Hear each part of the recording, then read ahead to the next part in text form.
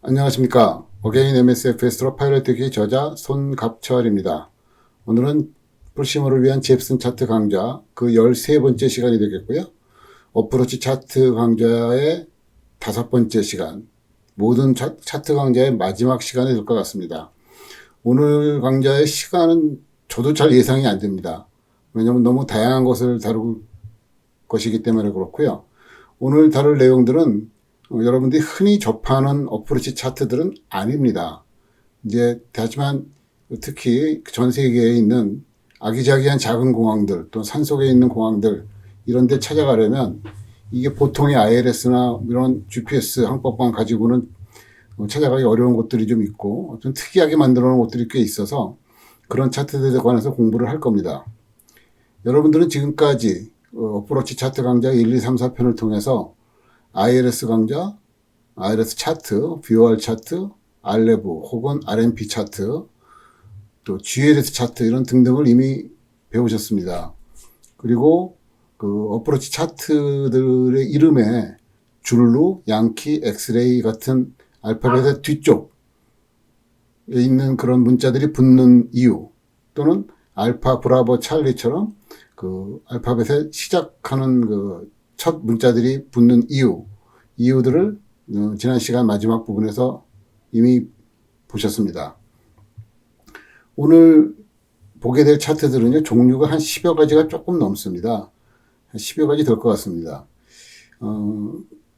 그래서 그 분야가 다양하기 때문에 그 모든 걸 다 아셔야 되는 건 아니고, 그래서 각 차트에 나올 때마다 이 부분에 오른쪽 위에 그 지금 보시는 차트가 어떤 차트들이다라는 거를 제가 마치 인덱스처럼 붙여드릴 테니까 나중에 필요하시면 이걸 보고 한번 찾아보시면 좋을 것 같습니다. 오늘 보시게 될 차트들은 이런 내용들입니다. 제가 이 내용, 실제 내용들은 녹화를 다 마치고 나중에 그 녹화된 거 순서대로 자막으로 이렇게 처리를 해드리겠습니다. 가장 먼저 보고자 하는 거는 사실은 무슨 차트 이런 게 아니고요. 지금까지 많은 차트에서 보지 못하셨던 그런 파트가, 그런 부분이 있어가지고, 알고 넘어가면 좋을 것 같아서 한번 설명을 드리고자 합니다. 그리고 제가 요 왼쪽 부분도 요 비디오에서 삭제하지 않을 테니까, 그러니까 계속 요거를 보이게 만들 테니까 나중에 그런 차트 이제 직접 한번 찾아보시고 싶으시면 이 영상에서 요 이름들을 찾아보시면 쉽게 찾을 수 있을 겁니다. 물론 제가 녹화하고 있는 이 시점에서 시간이 많이 지난 다음에 똑같은 걸 찾아보시면 혹시 바뀌어 있을 가능성도 꽤 있습니다. 특히 이런 작은 공항들의 차트들은 큰 공항보다 더 자주 바뀌는 편입니다. 왜냐하면 자꾸만 그 새로운 기술들이 나오고 뭐 그래서 그렇습니다. 먼저 한번 보죠. 지금은 어떤 차트다 이런 게 아니고 기본적으로 알레브 차트입니다. 이건 똑같아요. 이거 차트 자체의 리딩은 제가 특별히 하지 않겠습니다. 여기서 보고 싶은 건 뭐냐면 요거예요. 요 표시하고 요 표시. 요런 표시들이 있는데 그 전에 보시면 여기에 MSA라고 해서 25 노티컬 마일 기준으로 또는 뭐 활주로의 그러니까 센터 또는 ARP를 기준으로 그 미니멈 세이프티 엘티튜드라는 것들이 표시되어 있던 것들이 대부분이었어요. 그런데 어떤 차트에서는 그 MSA를 쓰지 않고 요런 걸 씁니다. 요런 걸 TAA라고 그래요. TAA. 터미널 어라이벌 에어리아. 자, 여기서 보시면 여기 피니크라고 읽어야 될까요? 피니크, 여기죠. 여기가 IF기도 하고, 인터미디어트 픽스기도 하고, 이니셜 어프로치 픽스이기도 한데, 처음에 이니셜 어프로치 픽스로 여기를 오려고 그러면, 이게 지금 여러 방면에서 올 수 있을 거 아니에요? 뭐 예를 들면, 여기서 내비그래프 이런 게 좋으니까, 여기 지금 피닉이라고 하는 점은 항로의 어떤 점이 아니에요. 하이에서 보시면 안 되죠. 로우에서 보통 보게 되겠죠. 어떤 점이 아니에요. 그러니까 어디선지 피닉으로 와야 되는데 이 항로를 따라서 오시다가 이 피닉이라는 데로 와야 되는데 그렇다면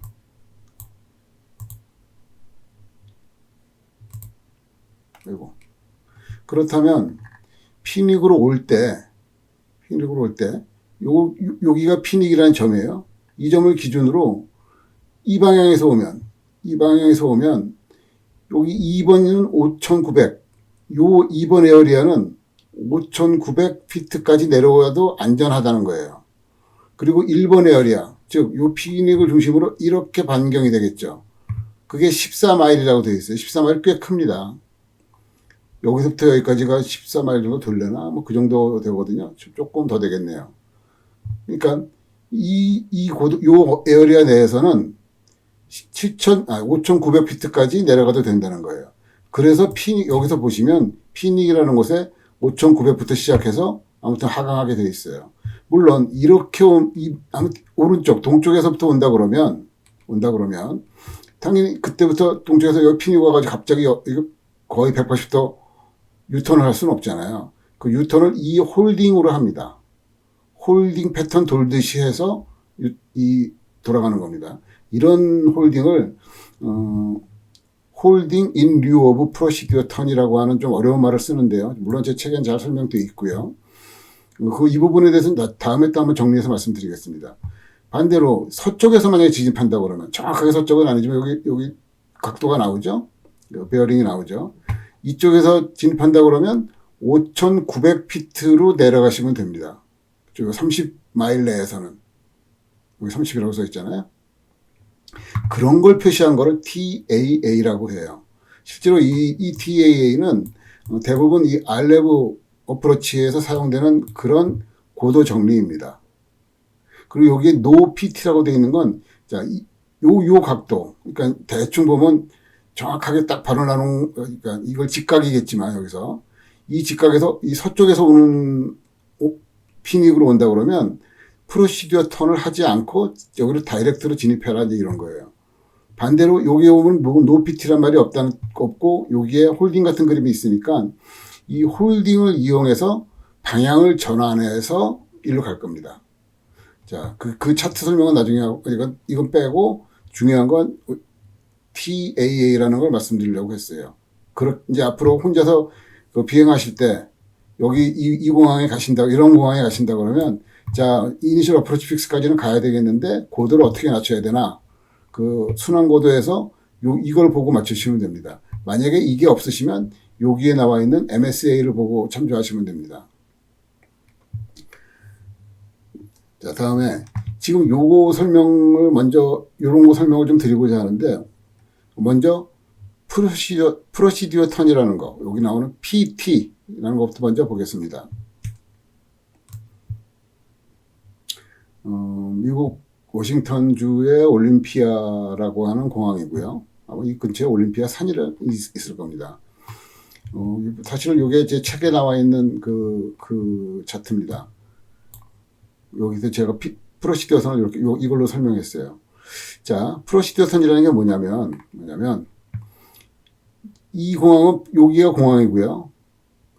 이렇게 ILS 차트입니다. 이거 ILS 차트는 다 아시는 거고. 그러니까 이 북쪽에서 여기 IAF인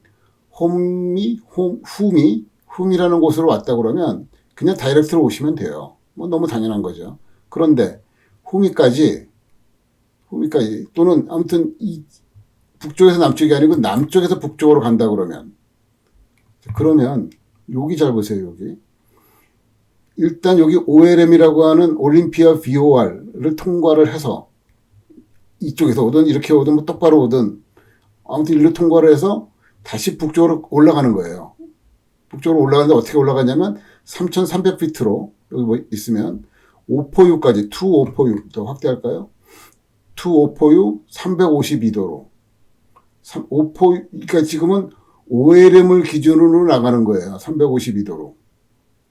그렇죠? 레디얼 352도를 잡는 거죠. 이렇게 잡아서 가요. 가서 5포유 여기 7.0이니까 여기잖아요. 요게 IAF예요. 근데 여기도 IAF, 여기도 IAF다. 그럼 어떻게 하라는 거냐? 북쪽에서 오는 비행기는 여기가 IAF고, 이니셜 어프로치 픽스고, 남쪽에서 오는 비행기는 여기가 IAF가 되는 거예요. 그럼 여기서부터 더 상승을 하다가, 상승이 아니라 북쪽으로 가다가 여기서 프로시디어 턴을 하는 겁니다. 프로시디어 턴이라는 거는 여기 기준이 여기 있어요. O4U 기준이에요. 여기 나와 있는 이런 표시가 기준입니다. 꼭 여기가 파이널 어프로치 픽스가 아닐 수는 있어요. 현재 프로시디어 턴의 기준점이 여기에요. 그러니까 O4U를 지나서 그리면은 마치 이수라고 하는, 이걸 뭐 Y수라고 읽어야 될지 이수라고 해야 될지 모르겠는데, Y수를 지나서 프로시디어 턴이라는 걸 해야 되는 것처럼 보이지만 그렇지 않고요. O4U만 지나면 프로시디어 턴을 하면 됩니다. 해서 이 전체 프로시디어 턴하는 제일 멀리 간 여기가 O4U로부터 10마일을 벗어나면 안 돼요. 그 이내에서 하라는 거예요. 이내에서. 그러니까 실제로 그거 대충 보시면 여기서 조금만 더 가시고 여기서 프로시디어 턴 하는 게 대부분입니다. 굳이 멀리 갈 이유가 없거든요. 차트는 이렇게 나왔지만. 그리고 이거 FAA 차트에는 요 표시가 요렇게 실제로 가는 방향을 그려놓지 않고 요렇게 화살표 하나만 찍 그려서 여기 반쪽 화살표를 그려놨어요. 바브라고 하는. 그걸 여기다 한번 비교하게 FAA 차트를 제가 여기다 보여드릴게요. 캡처해가지고. 이렇게 방향 전환을 하는 방법 중에 하나예요. 이것이. 프로시디어 턴이라고 합니다. 프로시디어 턴. 이해되셨죠? 나머지는 뭐 별로 볼 게 없어요. 프로시디어 턴은 요 점을 기준으로 이 범위 내에서 대개 10마일로 정의되어 있는데, 그러니까 여기 O4U를 3,300, 여기서 3,300피트까지 가게 돼 있잖아요. O4U까지. O4U가 3,300인데 이렇게 프로시디어 턴을 도는 동안에 2,400피트까지 내려오는 거예요. 그렇죠? 그러니까 여기 이 그림이 이 부분을 나타낸다고 보시면 돼요. 이 부분. 여기를 2,900피트로 돌고 다시 내려오면서 2,400피트를 O4U에서 만들어서 여기에 파이널 어프로치 픽스가 돼서 ILS 접근을 하는 겁니다. 이게 프로시디어 턴이라는 거고요. 우리나라에는 프로시디어 턴으로 방향 전환하는 거를 거의 안 써요. 안 쓰고 DME 아크라는 걸 많이 씁니다. 어떤 거 볼까요? 여기 이 대구공항이고요. 대구공항에 이거 한번 볼까요? 대구공항의 ILS 13 라이트입니다.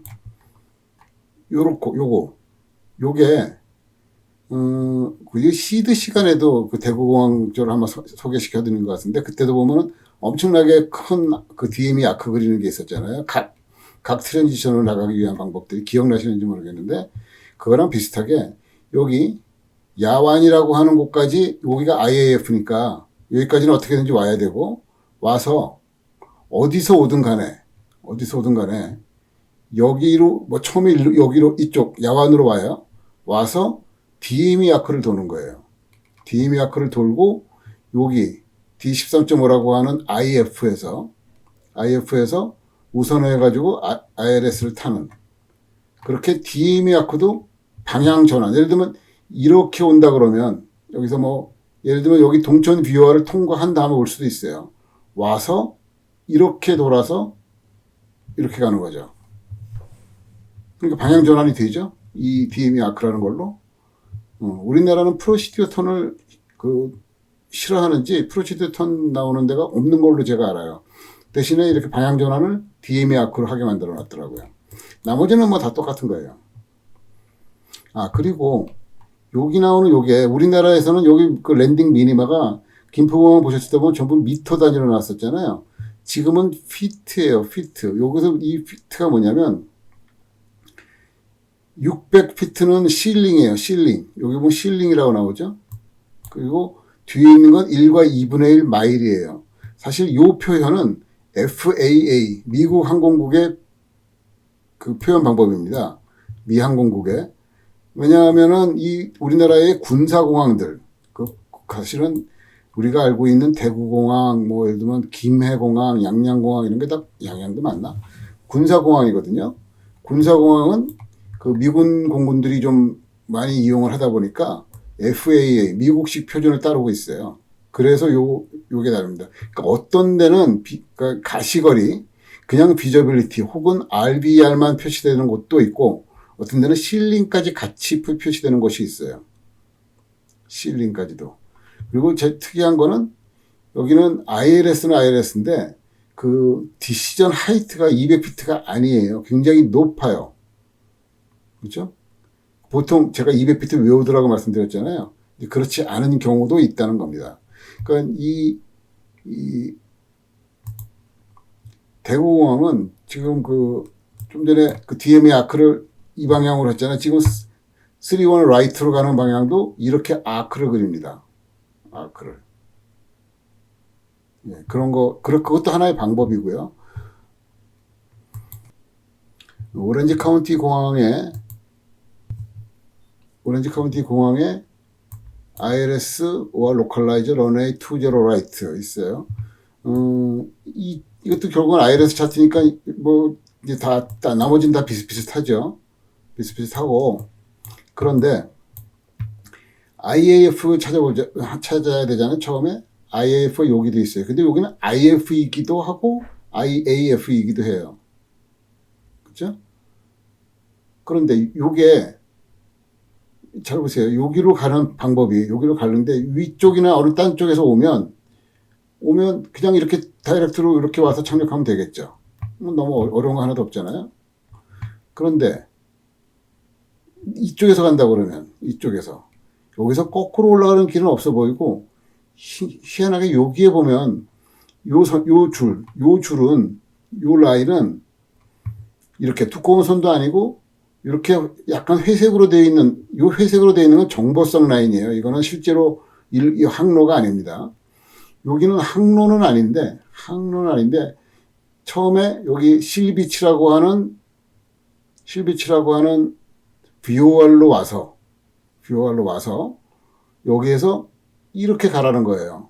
이렇게 가라는 건데 이 가는 요거는 어프로치 코스는 아닌데 요렇게 그 어프로치 코스로 가게 만들어주는 그거를 피더 라우트라고 그래요. 피더 써드릴게요. 피더 라우트라는 걸 알아두시면 좋아요. 그래서 어떤 차트는 이 피더 라우트가 하나뿐만 아니라 2개, 3개 막 있는 경우도 있어요. 그러니까 이니셜 어프로치 픽스까지 가는 길을 이렇게 맘대로 가지 말고 이렇게 가는 것이 좋다는 거예요. 관제가 당연히 그렇게 유도를 하겠죠. 특히 이렇게 작은 공항들은 그 스타를 안 쓰는 경우도 있고 스타가 있더라도 작은 비행기들 가지고 만약에 비행을 하신다 그러면 그 스타를 쓸 만한 고도까지 올라가지 않는 경우들이 많기 때문에 이런 피더라우트를 보실 줄 알아야 돼요. 그렇죠? 그러니까 자 이제 정리해 본다면 이 공항을 이 서쪽에서 또는 남쪽에서 온다 그러면 여기 착륙해야지. 근데 지금 당장 쓰는 활주로가 20 라이트네. 그러면 IAF가 어딨나 보니까 여기 사거라는 게 있어요. 그럼 사거까지 이렇게 가야지. 그런 게 아니고 먼저 여기를 가셔가지고 여기에서 적어도 이제 4,000피트 이상으로 가셨겠죠. 그래서 4,000피트까지 내려가는 거예요. 그럼 여기서는 어떻게 할 거냐? 여기서 여기 뭐 이거 홀딩 표시죠. 홀딩. 여기서 홀딩하는 방식으로 방향을 바꿔서 ILS를 타는 거예요. 다시요. 여기를 먼저 와서 피드라우트를 통해서 IAF로 가고 방향을 바꿔야 될 거 아니에요. 휙 하고 이렇게 그냥 도는 게 아니라 여기서 홀딩으로 바꾸는 거예요. 이렇게 원래는이라는 건 아니지만 다른 데서는 아마 이런 거를 프로시디어 턴으로 해결했을 텐데 이 공항은 여기를 홀딩으로 처리를 했어요. 그래서 홀딩 in lieu of procedure 턴이라고 부릅니다. 미국 사람들이 이걸 풀로 다 부를지는 모르겠는데 in lieu of는 우리가 알고 있는 영어로는 instead of 정도로 생각하시면 돼요. procedure 턴 대신에 하는 홀딩, procedure 턴의 역할을 하는 홀딩, 그 정도로 해석하시면 됩니다. 이렇게 정리됐죠? procedure 턴 그 자체, 좀 전에 보신 대구공항의 DME 아크, 그리고 지금 보신 홀딩 in lieu of procedure 턴, 이 세 가지 방법이 어프로치에서 방향을 전환하는 방법이에요. 여기까지는 지금까지 보셨던 그 어프로치 차트에서 설명이 안 된 부분들이었고, 지금부터는 이제 새로운 어프로치들에 대해서 보도록 하겠습니다. 가장 먼저 보고 싶은 거는요, LDA라는 거 아마 꽤 많이 보시긴 하셨을 거예요. LDA는 Localizer Type Directional Aid의 약자예요. 다시 한번 말씀드릴게요. Localizer Type Directional Aid. 로컬라이저처럼 생긴 Directional 방향 에이드 보조 그렇게 되겠죠? 그러니까 로컬라이저랑 똑같아요. 그리고 방향을 잡아주는 로컬라이저처럼 방향을 잡아주는 거예요. 그냥 방향을 잡아준다고 그러면 우리가 그 로컬라이저의 특징이 뭐냐면 갈수록 예민해진다는 거예요. 그렇죠? 그게 굉장히 중요한 포인트예요. 갈수록 예민해지도록 이렇게 방향을 잡아주는 거예요. 여기까지 굉장히 정확하게 갈 수 있겠죠? 뭐 사실은 여기서 이걸 정확하게 통과할 수 있겠지만 아무튼 로컬라이저처럼 이렇게 작동한다는 거예요. 그렇고 LDA는 그러면 그냥 로컬라이저면 되지 왜 이렇게 하느냐? 실제로 로컬라이저와 다른 거는 이게 굉장히 어긋나 있기 때문에 그래요. 방향이 아예 어긋나 있죠. 자, 이거는 지금 220 방향인데 얘는 277이에요. 정확하게 220은 아니겠지만 여기 활주로 22에 런웨이 22거든요. 그런데 이 LDA가 가리키는 이 방향은 베어링이 277도예요. 그러니까 적어도 30도 이상 차이가 나잖아요. 그렇죠? 그러니까 LDA라는 데는 LDA라는 이런 그 어프로치 종류에는 ABCD를 안 붙여요. ABCD를. 왜냐? 원래가 틀린 건데. 그렇죠? 원래가 틀린 거랑 이 활주로 방향하고 어프로치 방향하고가 다르니까 ABCD를 붙일 이유가 없어요. 이건 원래 다른 거다라는 거죠. 거기까지 이해되셨죠? 자, 그러니까 특히 이 LDA가 있는 공항 몇 개 유명한 데가 있는데 하와이라든가 이런 데가 있는데 이제는 샌프란시스코에 있었는데 지금 없어졌더라고요. 이 하네다 공항, 도쿄 하네다 공항은 LDA의 보고예요. 혹시 LDA 어프로치를 하고 싶으시면 도쿄 하네다를 노려보세요. 특히 바심이나 이런 거는 우리나라에서 비교적 가깝기 때문에 기회가 많거든요. 특히 그쪽 관제사분들 가실 기회가 많아요. 그래서 가시면 혹시 요청하실 수 있으시면 LDA를 요청하시면 이렇게 다양하게 있어요. 특히 여기 하네다 공항의 활주로가 좀 이상하게 배치가 되어 있는데 요게 2고 요게 여론이 2, 3예요. 이 방향에서 올 때. 그러면 이 방향에 당연히 실제로 이렇게 ILS도 있어요. 2에도 ILS가 있는데 굉장히 다양한 LDA 어프로치가 있어요. 그러니까 한번 도쿄로 바심 비행 같은 걸 하시면 LDA를 배정받는다 그럴까? 그럴 가능성이 꽤 높습니다. 그러니까 한번 트라이를 해보시는 거를 권장드립니다. 그럼 여기까지 와서 어디까지 오는 거냐면 자, 여기 보면 여기가 본도예요. 그러니까 이거 마치 ILS 맞추듯이 요 주파수를 맞춰야 돼요. 맞추면 요 주파수죠. 110.1 맞추고 본도에서부터 277로 접근해요. 어디까지 오냐면 그 DME로 IKL이니까 여기가 IKL이라는 DME 1.1까지 와서 이거 잊어버리고 거기가 MDA 상태가 되거든요. MDA 상태가 얼마냐면 요거 1000피트까지 내려오는 거죠. 거기서부터는 이 활주로를 보면서 이제 따라서 착륙해야 돼요. 만약에 여기서 활주로가 안 보인다, 그럼 복행해야죠. 복행은 이렇게 하도록 되어 있어요. 그렇죠? 근데 여기 보면 Visual Prescribed Track, 요것도 VPT라는 건데 VPT인데 여기는 VPT는 약자를 안 쓰고 그 다음에 놨어요. 11-2B라고 되어 있네요.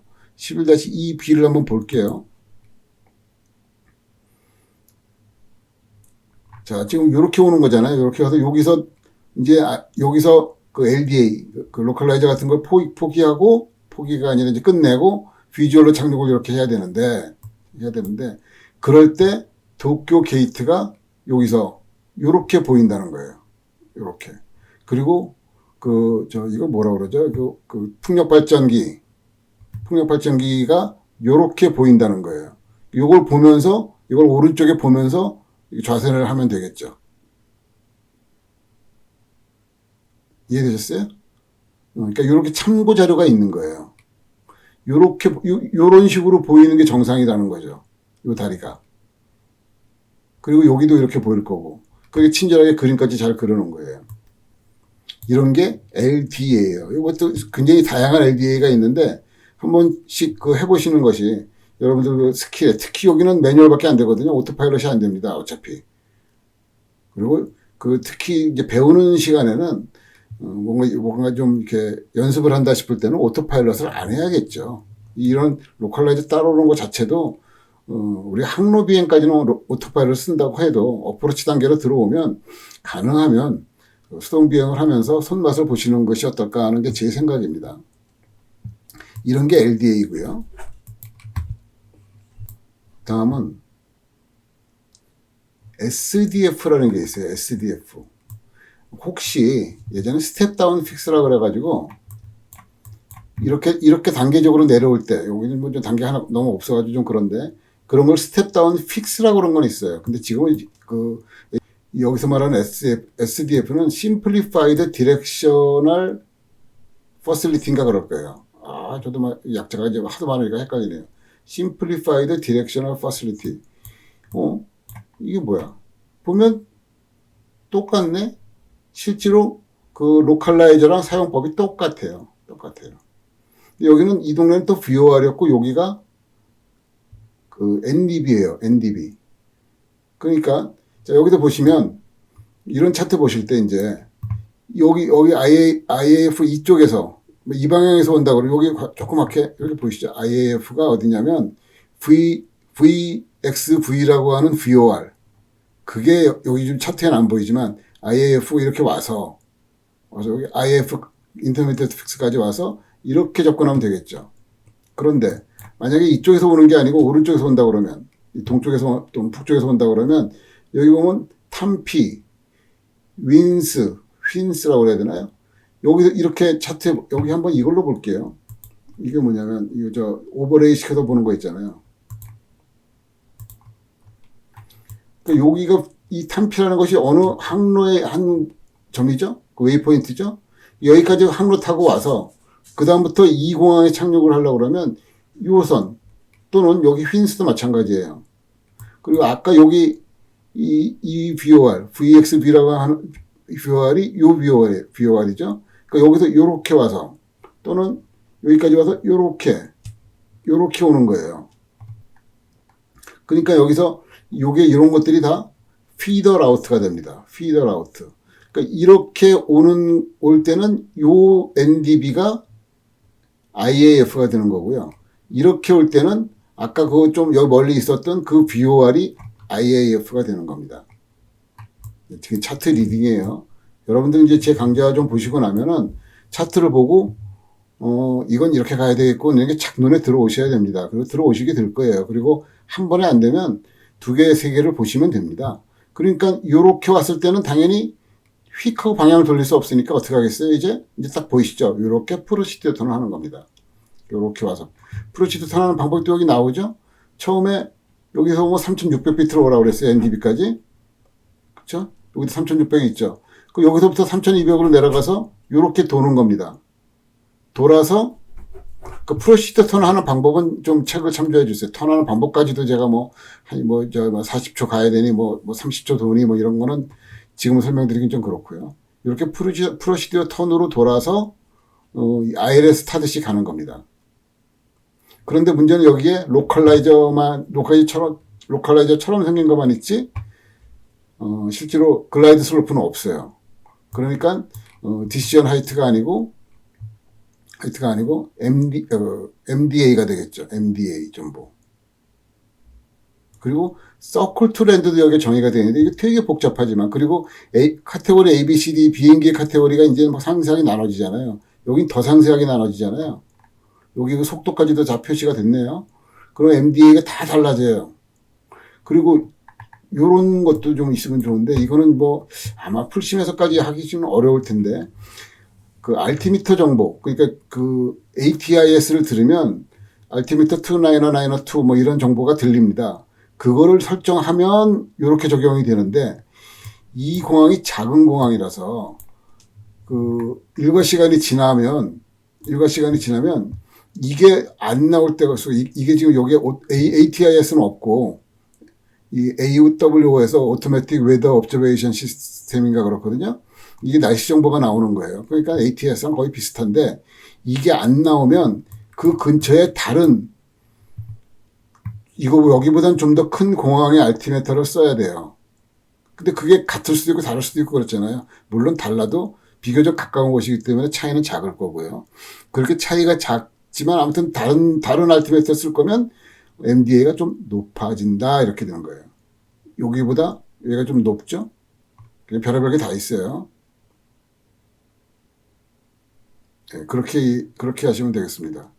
요건 서클 트렌드고, 서클 트렌드라는 건 또 뭐냐. 그러니까 그 알티미터 세팅이 이 공항의 거, 아니면 그 주변에 있는 맥기라고 하는, 맥기 타이슨이라고 하는 공항의 알티미터를 설정을 하면은 이건 높아지잖아요, NDH가. 그쵸? 그리고 요렇게도 달라지고, 이거는 지금 비저빌리티가 보이는 거죠. 4분의 3마일, 1마일, 이렇게 다 달라졌어요. 이건 1마일이에요, 1마일. 1마일, 1과 4분의 1마일. 그러니까 자기가 보는 비행기가 뭐냐에 따라서 이게 다 달라진다는 것도 재밌죠? 이렇게 상세하게. 그러니까 미국이라는 나라가 워낙 다양한 것들이 있기 때문에 여러분들의 그 비행 스킬 또는 그 호기심 충족에는 사실 우리나라 내에서만 비행하는 것보다는 우리 풀심의 장점이 뭡니까? 뭐 미국, 유럽, 아프리카 할 거 없이 다 내 마음대로 다닐 수 있다는 거 아니겠어요? 그렇게 이제 보십시다. 요게 SDF라고 하는 거고, 실제로 SDF는요, 미국 내에서는, 딴 나라까지는 잘 모르겠는데, 딱 하나 여기만 남아있어요. 이것도 언제 없어질지 모릅니다. 나중에 기념비처럼 남을 수도 있어요, 이 강좌가. 지금 현재 딱 하나 남아있다고 기록에 돼 있고, 그럼 뭐, 그렇겠죠. 다음은 같은 공항에 NDB를 볼게요. 똑같이 런웨이 5인데 이게 이제 NDB 어프로치예요. 사실은 이 탐피나 휜스 같은 건 이제 좀 전에 봤죠? 이게 피더 라우트라고 해서 여기 NDB로 모여서 만약에 이렇게 두 개 이 방향에서 오는 건 이 방향과 이 방향은 여기로 갔다가 가면서 프로시디어 턴을 해서 다시 들어온다는 거. 그러니까 NDB는 우리나라에서는 이렇게 항로나 어프로치의 에이드로 쓰지 않습니다. 쓰지 않는데 미국엔 아직도 조금 남아 있어요. 그렇게 지금도 NDB 어프로치 이렇게 흔하진 않아요. 근데 좀 전에 본 SDF처럼 뭐 지금 방법은 다 똑같아요. 그리고 여기서 프로시디어 턴하는 것도 과정도 똑같고, 그렇죠? 이것도 거의 똑같고, 아까보다 숫자가 좀 달라졌는데 이게 SDF가 그래도 NDB보다 낫다고. SDF가 여기까지 가잖아요. 그 정보가 로컬라이즈처럼 여기까지 가기 때문에 조금 더 MDA가 조금 낮아지긴 합니다. 그래봐야 100피트 차이 나는 것 같은데, 현실 대세 지장은 없지만, 그래도 차이가 납니다. SDF하고, 좀 전에 보셨던 SDF하고 로컬라이즈의 차이는, 사실 기술적인 차이는 정확하게 모르겠는데, 정밀도, 신뢰도가 로컬라이저보다 좀 떨어진답니다, SDF가. 그 정도 차이가 있어요. 자, 그 다음은 파 어프로치라는 거. 파 어프로치는 우리나라에도 파 어프로치가 있어요. 지금 이거 청주공항이고요. 청주공항 여기 왼쪽에 보시면 파 런웨이 06 레프트, ASR 런웨이 06 레프트 이렇게 있어요. 먼저 파부터 보겠습니다. 파 런웨이 06 레프트 청주공항입니다. 청주공항도 군사공항입니다. 그래서 이거 훈련용으로 주로 쓰이는 것 같긴 해요. 파는 지난 시간에 한번 설명을 드리기는. 프리시전 어프로치라 그래서. 프리시전 어프로치 레이더의 준말이에요. PAR. 프리시전 어프로치 레이더. 뭐냐면, 요렇게 오는 거. 아마 요 선의 굵기는 이제, 이게 뭐지? 이거는 까만 선이 두꺼우니까 일로 가는 건 알겠는데, 이건 뭐지? 이게 피더 라우트입니다. 그러니까 여기까지는 레이더를 받아서 오고, 적어도 여기서부터는 파를 관제사하고 합의가 되어야 돼요. 관제사한테 요청을 해서 오케이, 파하겠습니다. 이렇게 돼야 돼요. 왜 파를 해야 되는지는 몰라도 관제사님이 특히 우리 같은 시뮬레이션 하는 사람들은 진짜 관제사가 없으면 파가 당연히 안 되는 거고요. 관제사께서 준비가 돼 있고 다 그래야만 되는 겁니다. 별거 없어요. 여기까지만 오면 여기서부터는 이 방향과 하강, 이 글라이드, 하강하는 거를 전부 관제사가 알려주겠다는 거예요. 5초에 한 번씩.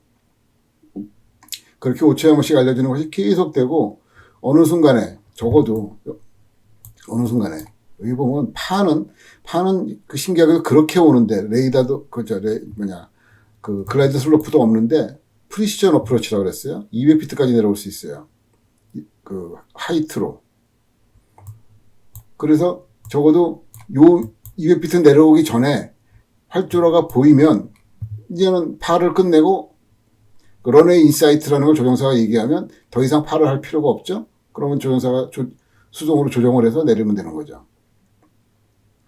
이렇게 200피트까지 하강을 했는데 그 하이트 200피트까지 하강했는데 안 보인다. 그럼 당연히 미스드 어프로치고요. 그런 겁니다. ASR은요. ASR 요거 좀 말이 좀 어려운데 서베일런스 레이더라는 말이에요. 서베일런스 레이더. 그리고 어디 보면은 이거 에어 서베일런스 레이더라는 거였어요. 좀 전에 보신 PAR은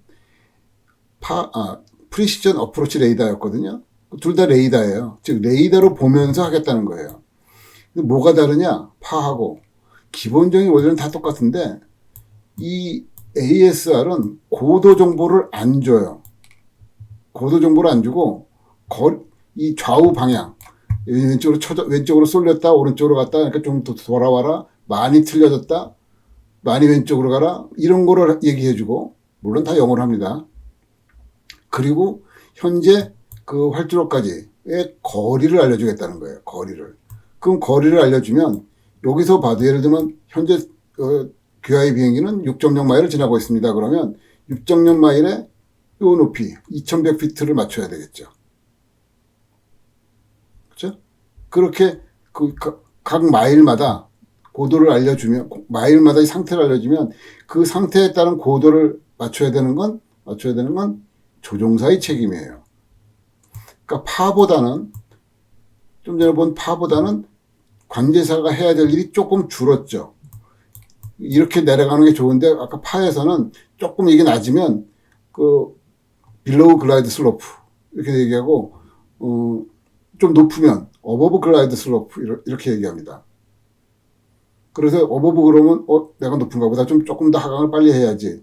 빌로우 그러면 내가 좀 낮은가 보다. 하강을 좀 느리게 해야지. 그래서 예를 들면 약간 수평비행 비슷하게 한다든가 하강을 좀 줄여서 가는 거죠. 그것까지도 다 해주는 건 파. 그거는 빼고 좌우 방향과 거리를 알려주는 건 ASR. PAR과 ASR이 그렇게 다르다. 그리고 우리나라에도 그런 것들이 정해되어 있는 공항들이 몇 군데 있더라. 그건 알아두시면 좋겠고요. 다음은 사이온인가요? 시온인가요? 스위스에 있는 공항이네요.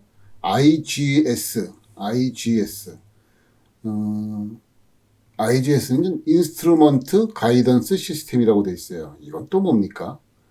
그러니까 인스트루먼트는 알겠는데 랜딩 시스템 아니고 가이던스 시스템이에요. 다시 말해서 정확하게 이걸 따라서 가면 랜딩은 못 하는데 가이드는 해줄게. 그 정도의 의미가 되겠습니다. 그렇죠? 그 스위스라는 나라가 워낙 그 알프스의 그 높은 산들이 많은 동네이기 때문에 이런 것들이 좀 있어요. 이거 보시면 이거 딱 로컬라이저처럼 생겼잖아요. 그렇죠? 그리고 글라이드 슬로프처럼 생겼잖아요. 실제로 로컬라이저와 글라이드 슬로프가 같은 거예요. ILS랑 똑같아요. 그런데 왜 이거 ILS라고 안 부르느냐? 이걸 가지고 이거대로 내려가면 끝까지 가면 착륙 못해요. 착륙 못하고 잘 보세요. 여기 보시면 화살표에 이제 제일 확대한 겁니다. 화살표로 요렇게 약간 어긋났어요. 다시 말해서 이 ILS의 방향하고 이 활주로의 방향이 일치하지 않아요. 일치하지 않아요. 그래서 약간 틀어서 나중에 여기서부터는 D7.0부터는 비주얼로 바꿔야 돼요. 여기서 활주로가 안 보인다? 그럼 복행하는 거예요. 그렇죠? 여기 있잖아요. 여기. 복행 보시죠. 여기 딱 있네요. 그렇죠?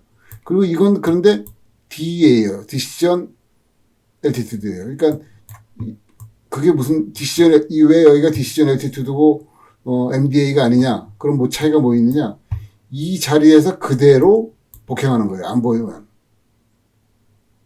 그렇죠? 복행을 어떻게 하는지는 이건 비주얼 어프로치고 복행을 어떻게 하는지는 여기 나와 있죠. 당연히. 나와 있겠죠. 어딘가. 그 레포트 미스드 어프로치 어버브. 요걸 보고 하는 거죠. 그러니까 적어도 잘하는 조종사라 그러면 이런 차트를 보실 때 내가 이렇게 해서 만약에 잘 안 됐을 때 복행을 어디로 해야 되는지 확실하게 알아두셔야죠. 그런 거죠. 여기도 마찬가지로 피더 라우트가 있어요. 요 선들, 요 선 두께가 다르잖아요. 그러니까 만약에 이쪽에서부터 오는 거는 그냥 따라오시면 되는데 이렇게 들어오시려고 그러면 서쪽에서부터 온다 그러면 여기서부터 이렇게 이거 17,000피트 뭐 이렇게 가지고 가는 거예요. 17,000피트는 참고로 스스나 같은 거로 안 됩니다. 못 올라갑니다. 이렇게. 굉장히 고도가 높은 곳에 있는. 그런데 이거 사실 런웨이는 1,500피트밖에 안 되거든요. 1,600피트밖에. 그런데 산이 워낙 높으니까 여기 산 고도 보세요. 9,550피트, 뭐 9,900피트 뭐 이러잖아요. 여기 10,000피트도 넘고 굉장히 높은 산들인 거죠. 10,000피트만 해도 3,000m가 넘는 거예요. 굉장히 그 산악지대에 있는 그런 거니까 한번 나중에 이 차트 좀 자세하게 보시고 연습을 해보세요. 참고로 지금은 없어졌지만 홍콩의 카이탁 13 활주로에 착륙하는 그 홍콩의 도심 그 번화가라고 그래야 되나요? 그 다닥다닥 붙은 그런 건물들 사이를 뚫고 지나가던 그 추억의 랜딩, 추억의 어프로치, 거기도 IGS였어요, 이름이. 그 방법이. 비슷하죠? 그 홍콩 카이탁 어프로치 일상 어프로치 아시는 분들은 이렇게 ILS처럼 따라가다가 어느 시점에서부터 딱 그 ILS를 포기하고 이제 비주얼로 거기 있는 불빛 따라서 가는 거였어요. 그런 거였죠? 그게 IGS예요. 인스트루먼트 가이던스 시스템. 다음은 프랑스 파리의 오를리 공항인데요. 여기서 보고 싶은 건 VPT라는 건데 사실은 VPT는 조금 전에 그 도쿄 공항에서 그 LDA의 일부로서 보시긴 했어요.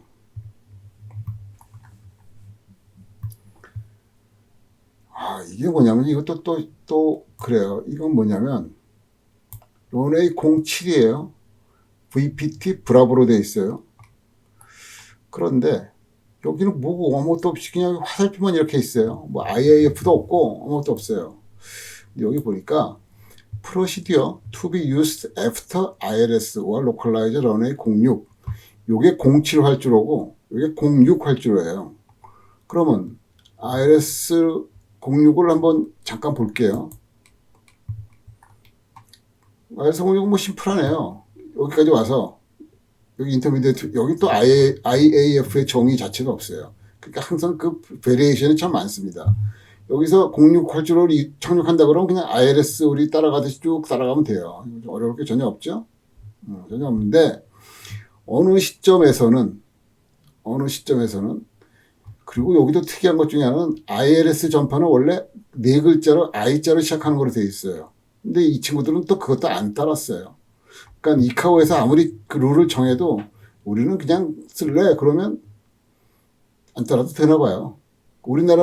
우리나라 ILS는 여기 다 I자가 붙거든요. 네 글자로 돼서. 근데 이 친구들은 또 안 따라온 거예요. 그 룰을. 아무튼 여기까지 오다가 어느 시점에서부터는 바꾸는 거죠. 바꿔서 뭐로 가냐면 비주얼리 트랙해라. 그 어느 시점이 요거예요. 여기 POY라고 하는 VOR에 5.1이 되는 점. 그러니까 이럴 때 처음에 이 활주로에 ILS를 따라와야 되니까 그 ILS가 내부 1에 동조되어 있겠죠, 당연히. 그리고 내부 2에는 여기가 이 VOR을 동조시켜 놔야 되죠. 이 VOR을 동조시켜 놓고 5.1이 되는 점을 찾아야 되죠. 또는 여기 OLW를 동조시켜 놓고 5.1이 되는 점이 되면 그때부터는 이 IRS를 포기하고 여기로 비주얼 하는 거예요. 그래서 이게 뭐냐면 Visual Maneuvering with Prescribed Track이라는 거다. VPT다. 그런 겁니다. 거의 잘 익숙하지 않으신 이름일 거예요. 아까 그 도쿄 하네다 공항에 그 LDA 어프로치 그 다음에 보이는 그림이 있었는데 그 다리 나오고 하는 거 있었잖아요. 그게 VPT예요, 사실은. 여기도 보시면 그래서 여기에 그 도로 모양이나 이런 것들이 좀 그림이 좀 그려져 있어요. 그런 걸 보고 가라는 거예요. 뭘 볼 게 뭐 있는지 모르겠는데. 그리고 실제로 이게 뭐 06 활주로, 07 활주로인데 07 이 활주로에도 IRS가 있어요. 근데 왜 이런 걸 쓰는지는 그것까지는 저도 모르겠어요. 연습 삼아 할 수도 있겠죠. 이런 것이 VPT라는 거였고요. 다음은 아시아의 상해로 오겠습니다. 상해인데 이렇게 쭉 보시면 SA라는 게 또 붙어요. SA는 또 뭔가 SA 예를 들면 하나를 보죠. 상해 PR 오브 차이나라고 썼군요. People's Republic of China겠죠. SA 카테고리 1 IRS DME 양키 런웨이 16 라이트. 되게 기네요. 이름이 길어요. 자, 이것도 기본적으로 카테고리 1 IRS니까 똑같아요. 여기 이 활주로에 여기를 착륙하는데 이게 다 피더 라우트예요. 이렇게 올 수도 있고 이렇게 올 수도 있어요. IAF가 여기에 있겠죠. 또 이렇게 있는 거 보니까 당연히 여기도 IAF 있겠죠. 뭐 그런 겁니다. 여기도 IAF가 하나 또 있네요. 이렇게 들어가는 겁니다. 그러면 됐지. 그런데 이거는 SA가 뭐냐면요. Simultaneous Approach입니다. 까똑이 들어오네요. 무시하시오. Simultaneous Approach예요. 그러니까 동시 접근을 할 때 쓰는 거예요. 여기. 동시 접근할 때 쓰는 이 활주로의 IRS예요. 근데 여기 보시면 16R이잖아요. 지금 여기는 16R에 그냥 IRS가 있어요. 그렇죠? 뭐가 다르냐? 그건 한번 찾아보세요. 거의 다른 거 없습니다. 다만 되게 동시 접근을 시킬 때는 파이널 어프로치 픽스를 조금 멀리 잡는 경향이 있어요. 여기 활주로에서부터. 그러니까 여기까지 갖다 줄 거예요. 관제가 여기까지 유도를 하는데 그 유도점이 여기서부터의 거리가 좀 길 거예요. 그래서 SA가 들어간다는 거는 사이멀테니어스 어프로치가 되는구나 라고 예상하고 계시면 됩니다. 그런데 그 사이멀테니어스 어프로치가 되려고 그러면 스페셜 에어크래프트 앤 에어크래프트 서티피케이션 리ኳ이어드. 어쨌든 이 서티피케이션 되면 오더라이제이션이라고 쓰는데 같은 의미죠. 그러니까 인증이 받은 활주로와 비행기만 그렇게 할 수 있습니다. 대부분의 경우는 국내선, 그러니까 왜냐면 자기네들 이제 인증받기가 좋으니까 이 두 개가 이렇게 올 때, 우리나라 인천도 마찬가지로 거의 그 배치가 비슷하죠. 우리나라 인천에 여기 보면 15, 16 활주로들이 있고 33, 34 활주로가 있잖아요. 요 두 개 활주로 중에 하나, 그게 동시 어프로치가 가능합니다. 이 사이가 굉장히 많이 떨어져 있거든요. 거의 1km 내지 2km 정도 떨어져 있거든요. 그러니까 크게 어렵지 않게 능숙한 조종사라고 그러면 동시 어프로치가 가능합니다. 샌프란시스코 공항은 굉장히 이게 두 개가 가까운데도 불구하고 동시 어프로치를 막 시켜요. 물론 스페셜 오더라이제이션이 필요합니다. 그리고 중국은 고도를 미터로 불러줍니다. 미터로 불러주기 때문에 요렇게 불러줄 거예요. 그 관제사가 뭐 어디까지 하강해라 하는 것들이. 그거를 우리 고도계는 피트밖에 안 나오잖아요.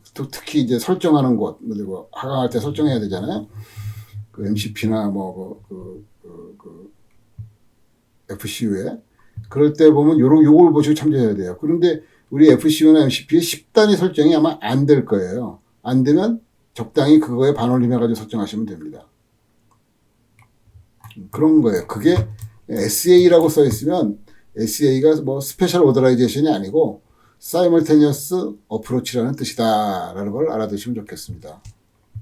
자, 이제 거의 끝나갑니다. 이번에 보실 건 워싱턴주, 미국 워싱턴주에 있는 야키마라는 공항에 로컬라이저 DME까지는 뭐 알겠는데 로컬라이저죠. 괄호 열고 백코스라고 있어요. 게다가 브라보예요. 브라보가 있다는 뜻은 어프로치하는 방향과 활주로의 방향이 많이 틀어져 있는, 여기서 많이란 30도 이상이다. 지난 시간에 말씀드렸죠. 자, 여기도 보면 IAF가 여기 있네요. 여기도 하나 있네요. 조금 멀리 가는 여기도 있네요. 그림에 나오지만 이게 연장선이에요. 그래서 요것들이 다 피더라우트예요. 그쵸? 피더라우트 이제 이런 걸 피더라우트라고 하는구나. 알아두시기 바랍니다. 예. 그래서 여기 이제 그 바브리까지는 모여서 여기서부터는 이 로컬라이저처럼 생긴 거를 타야 되는데 이 로컬라이저의 이 모습이 뭔가 좀 어색하지 않으세요? 지금까지 보셨던, 자, 가까이 한번 볼게요. 먼저 딴 걸 한번 볼게요. ILS의 로컬라이저는 이렇게 생겼어요. 자, 지금까지 혹시 관심 없이 보셨다면 이 로컬라이저에 내가 가는 방향에 오른쪽에 빗금 쳐져 있습니다. 오른쪽에. 그쵸? 그런데 조금 전에 보셨던 이거는 가는 방향에 왼쪽에 이거 빗금도 아니고 까맣게 칠해져 있어요. 그러니까 이거 눈에 확 들어와야 돼요. 이제 여러분들이 능숙한 조종사가 된다 그러면 이건 안 써 있어도 뭔가 다르다라는 걸 알아야 돼요. 그 다른 게 뭐냐면 그 니들의 방향이 반대예요. 정확하게 얘기하면 이런 활주로가 있는데 이 활주로의 로컬라이저가 이쪽 방향으로 전파를 쏠 거예요. 이쪽 방향으로. 근데 전파의 특성상이 반대 방향으로 전파가 나갑니다. 반대 방향으로도. 그런데 반대 방향으로 전파가 나가면 우리가 그 BOR 계기에 니들이 우리 보통 정상적인 ILS라고 그러면 니들이 왼쪽으로 있으면 어떻게 해야 되죠? follow the 니들이라고 그러죠. 니들 쪽으로 가야 되는 거예요. 근데 여기서는 그 반대로 가야 돼요. 그래서 백코스예요. 백코스. 그래서 어떤 그 오토파일럿 장비에 보시면 오토파일럿 그 단추들 중에 BC라고 써 있는 게 있어요. 백코스라는 거거든요. 그거를 누르면 마치 이게 백코스라는 걸 알려주는 거예요. 그 오토파일럿한테. 그러면 오토파일럿이 이게 그 정상적인 ILS의 로컬라이저하고 방향이 반대가 된다는 거, 좌우가 반대가 된다는 거를 알고 그렇게 오토파일럿이 되는 거죠. 여러분들 이거 한번 수동으로 한번 해보세요. 재밌어요. 저는 여러 번 해봤습니다. 특히 이 공항, 야키마 공항. 우리 단체 비행으로도 해보고 뭐 몇 번 해봤습니다. 이거. 게다가 DME까지도 있기 때문에 좀 난이도가 높은, 수동 비행의 난이도가 꽤 높은 그런 공항이 될 수 있어요. 그래서 한번 해보시면 재미있을 거라고 생각합니다. 어디서든지 여기로 오거나 또는 여기로 오거나 그 레디얼 187이니까 이제 한참 더 남쪽이 될 거예요. 또는 뭐 여기로 그냥 직접 오시거나 그러면 예를 들어 여기 오버레이로 보시면 이 항로를 타고 온다 그러면 예를 들어 이 항로를 타고 올 수 있잖아요. 이런 항로로. 그래서 여기로 오시면 되잖아요. 그 다음에 DME어크 타고 여기로 와서 선회에서 로컬라이저 백코스를 타고 랜딩하는 거예요. 그런 걸 한번 해보시는 것도 재밌지 않을까 생각합니다. 이런 게 백코스예요. 당연히 로컬라이저 백코스는 로컬라이저만 있는 거니까 너무 당연하고 MDH입니다. 그러니까 프리시전 어프로치가 아닙니다. 다음은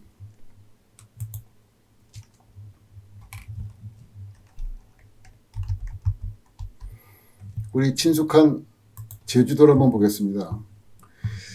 제주도의 어프로치 중에 뭐 다 알겠는디, 어이? 비주얼 어프로치가 있네? 자, 비주얼 어프로치라는 게 도대체 여기서 어떤 의미를 가지는지 한번 보십시다. 잽슨 차트는 제가 여러 번, 특히 초반에 많이 말씀드렸는데, 이거는 IFR 차트입니다. IFR 차트입니다. 여기서 말하는 비주얼 어프로치는 IFR 허가를 받은 사람이, 그러니까 IFR 비행하는 비행기가 활주로를 눈으로 보면서 착륙하겠다는 거예요. 그렇죠?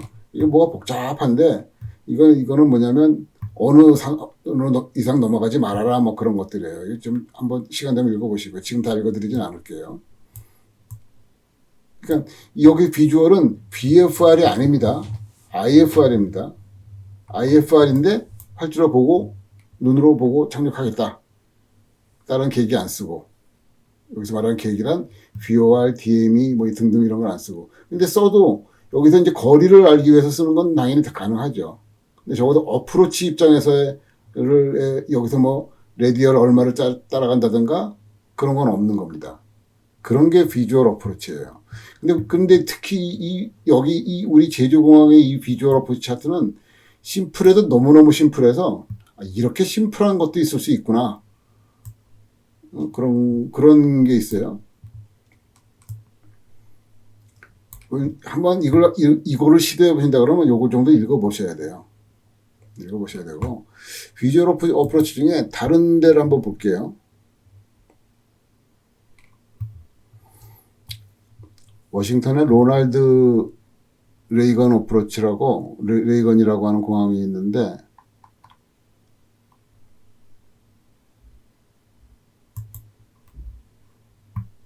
요거 한번 보시죠.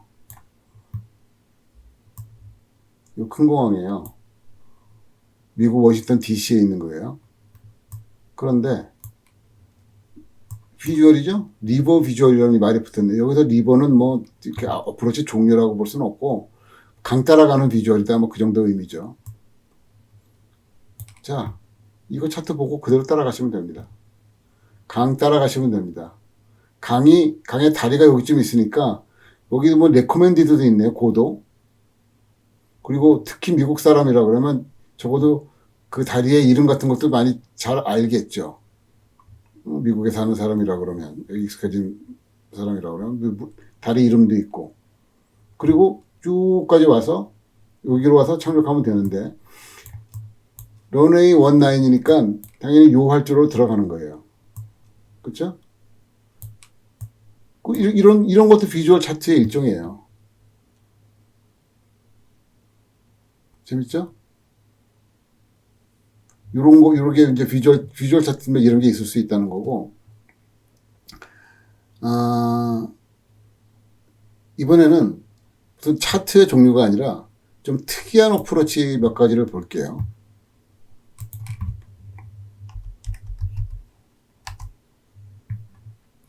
이건 제가 본 어프로치 중에 제일 특이한 어프로치인데, 미국 발티모어의 마틴 스테이트라고 하는 공항에 정말 특이한 어프로치가 하나 있어요. MD가 무슨 주죠?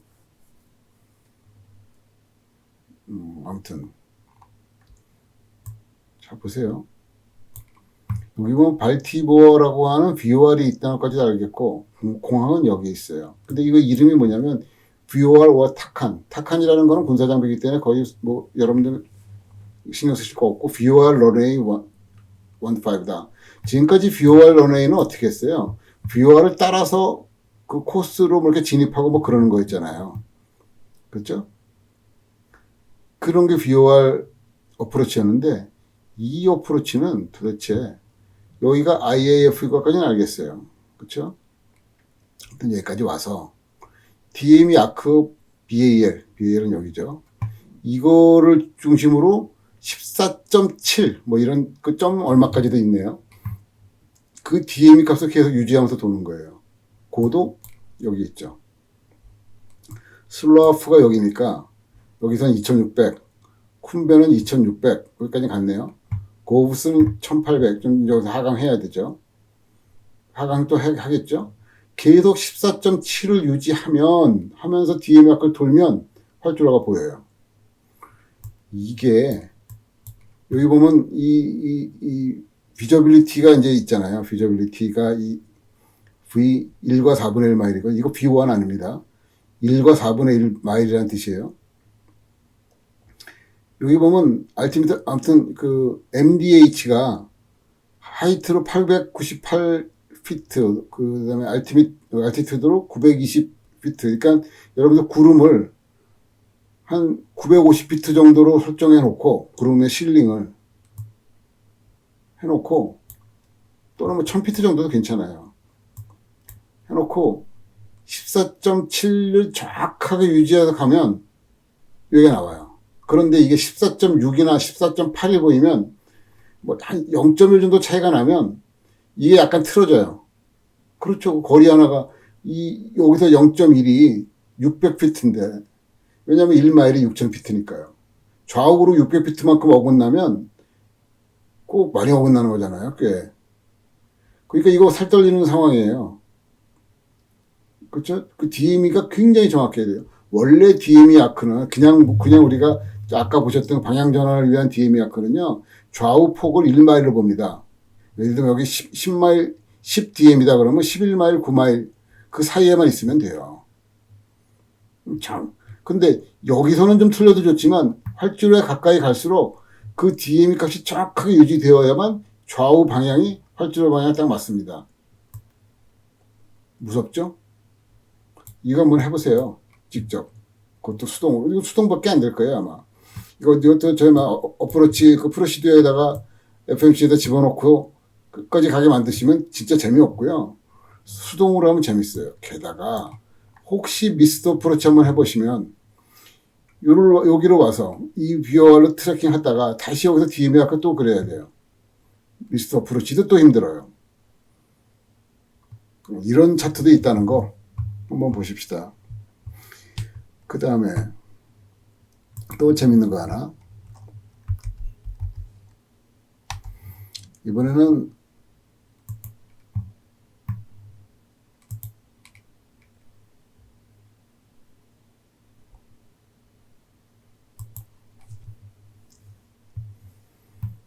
네팔의 카트만두. 네팔 카트만두.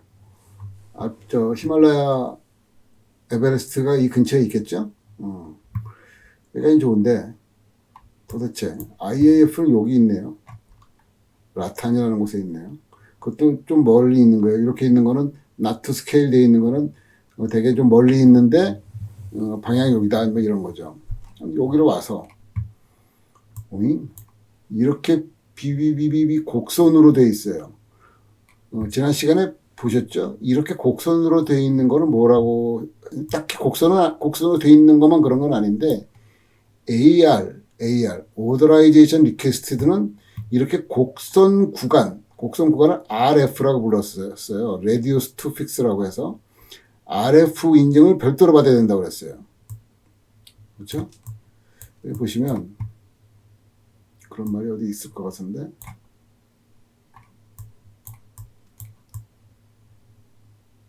여기는 또 여기 있네요.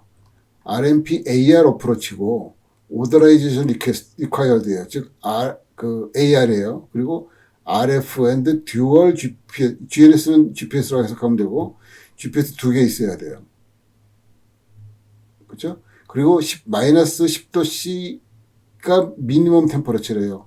이 동네는 많이 춥기도 하겠지만 너무 추우면 바로 알티미터가 작동을 안 할 그러니까 정확하지 않을 수가 있기 때문에 이 공항마다 바로 내부를 쓰는 장비에 대해서 이 낮은 온도에서는 보장을 못하는 경우들이 있어요. 게다가 여기 뭐 고도가 좀 높습니까?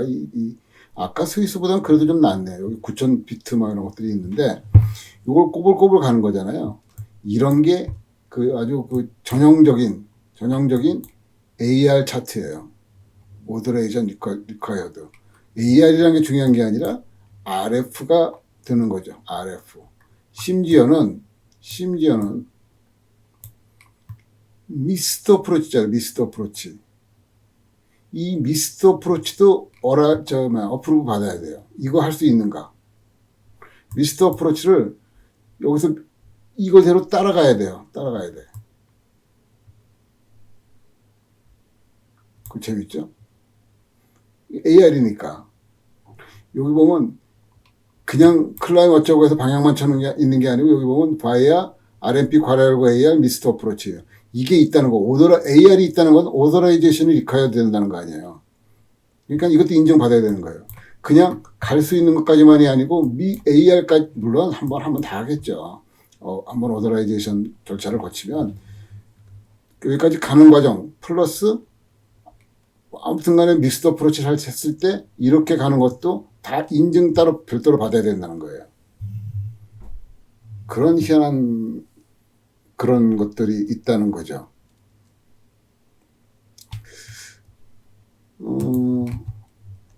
자, 좀 시간이 지났지만 한 가지 더 보겠습니다.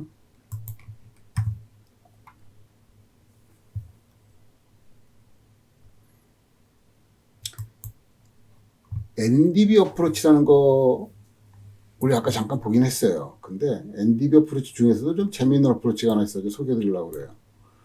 아이다호주의 헤일리라고 하는 작은 공항인 것 같은데 이게 산의 계곡이 어디 하나 있는 그런 거예요. 이거 밤에는 안 돼요. 밤에는 안 되고 그러니까 procedure not authorized at night 뭐 이런 거네요. 자, 이거 설명은 나중에 다 읽어보시고요. 제발 좀 읽어보셔야 됩니다. 대충 차트만 보지 마시고. 이게 재미있는 점이 뭐냐면 여기 피더라고 몇 개 있어요. 그건 이제 다 아시겠죠. 근데 딱 봐도 이 북쪽에서부터 오는 그 길은 없을 것 같아요. 이렇게 산이 높은데 여기서 일로 접근할 방법은 기본적으로 없다고 보이고 이쪽 남쪽 동쪽 서쪽에서 와서 어디로 오냐면 여기로 오는 거예요. 만약에 북쪽이나 이제 다른 쪽에서 왔다 그러면 이 프로시더 턴을 해야 되겠죠. 근데 이쪽이나 여기서 오면 프로시더 턴을 할 이유가 없고요. 자, 이제 보겠습니다. 여기까지 오는 건 다 똑같은데, 뭐 별거 없는데, 여기가 8,800피트예요. 8,800피트. NDB까지 오는데 8,800피트까지만 내려오라는 거죠. 더 이상 내려오지 말고. 그래서 진행한다고 칩시다. 마스딜? 읽기도 어렵네요. 마스딜이라는 데까지 가면, 거기까지 가는지 어떻게 압니까? NDB인데. 좀 재밌는 게 있어요. NDB는 우리 계기에 ADF라고 하는 이 세 자릿수 맞추는 게 있어요. 중파로 해가지고. 이거 킬로헬츠거든요. 220킬로헬츠예요. 그걸 맞추면 돼요. 거기까지는 됐어요. 그런데 DME가 있어? 그러니까 NDB 자체에는 DME가 기본적으로 되게 없어요. 거의 99.9% 없습니다. 그런데 여기 보면 D하고 괄호하고 108.8이라는 게 있네요. 그러니까 이건 뭐냐면 마치 VOR 같은 계기에다가 우리 내부 계기에 내부 1, 내부 2에 108.8을 맞춰놓으면 VOR 같이 방향 찾기는 못하지만 DME는 나와요. DME는. 그러니까 여기서 여길 가든 이 방향 찾기는 NDB로 하는 거고 DME는 요 주파수 108.8 VOR이 아니에요. 그냥 VHF 주파수라고만 생각하셔야 돼요. 이거를 맞춰놓으면 맞춰놓은 내부계기 내부 1 또는 내부 2에 DME를 쓸 수가 있어요. 그래서 여기 이름이 NDB DME예요. DME 장비가 있어야 되는 거예요. MSFS에 152 같은 거를 못하는 거죠.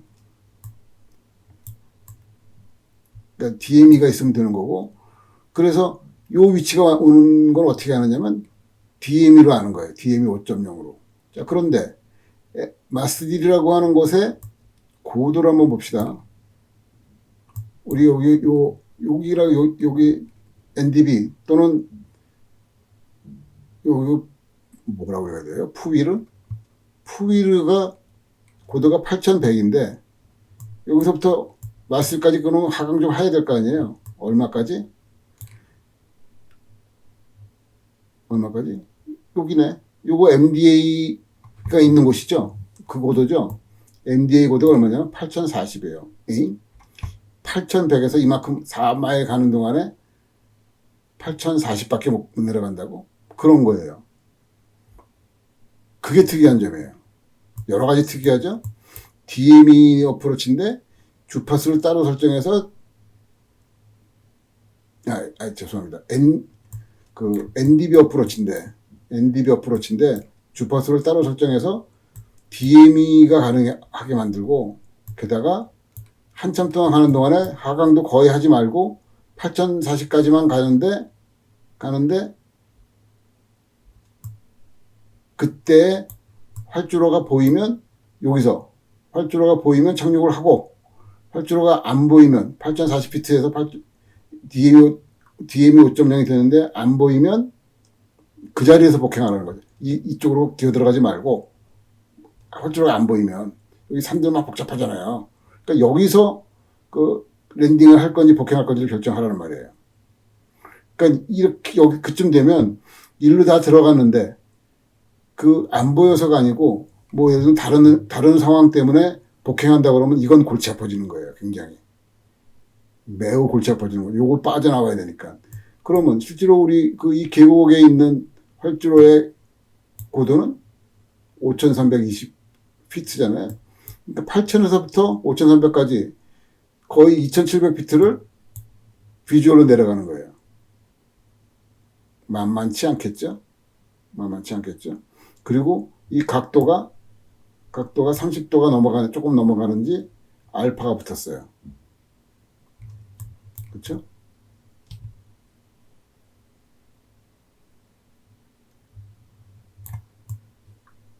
이런 아주 험악한 그런 차트들도 있다는 거. 재밌죠? 예. 아무튼 이런 것들이 있어요. 이런 것들이 있고, 그리고 사실은 우리 차트 리딩의 그 백미는 오스트리아 인스부르크 공항, 아마 유명할 거예요. 그것도 있는데, 제가 이 정도로 설명을 드렸으면 인스부르크 공항의 차트 리딩은 아마 직접 한번 해보시는 게 어떨까 생각합니다.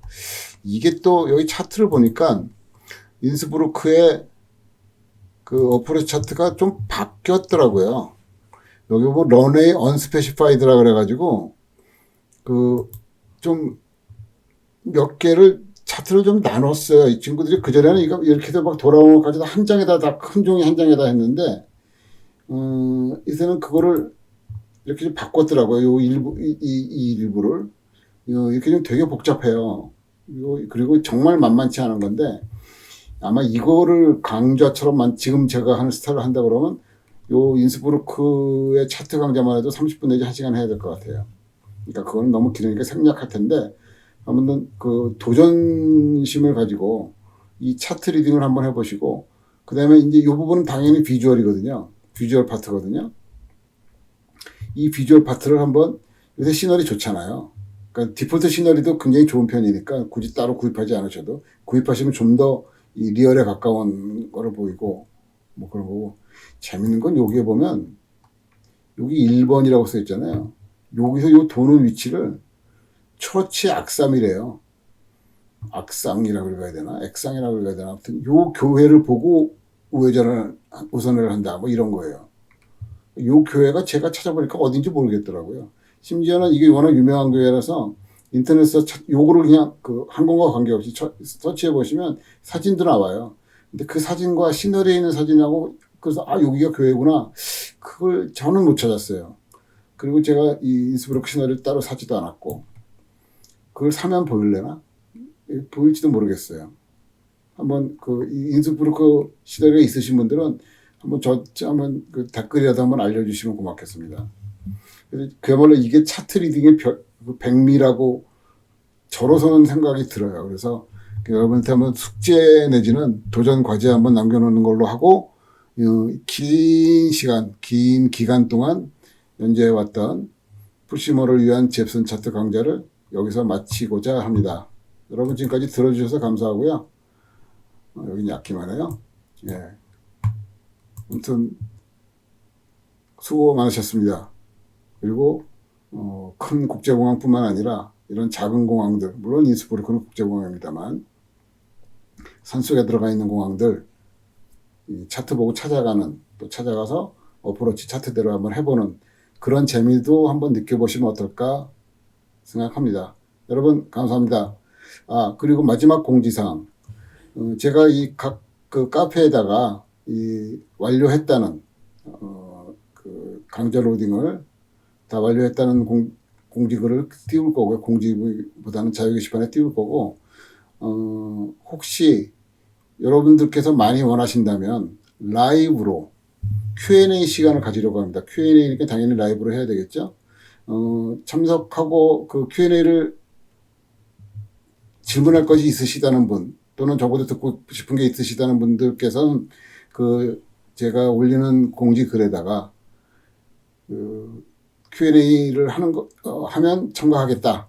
그런 거를 해주시면 적어도 한 10분 정도라도, 뭐 제가 유명한 채널이 아니기 때문에 더 많이는 기대할 수 없겠고, 그 Q&A 시간에 들어오신다 그러면 Q&A를 라이브로 한번 해보려고 합니다. Q&A 날짜는 게시물에다가 딱 별도로 올려놓겠습니다. 거기까지만 말씀드리고 오늘 강좌는 여기서 마치겠습니다. 긴 기간 동안 수고하셨습니다. 안녕히 계십시오. 손갑철이었습니다.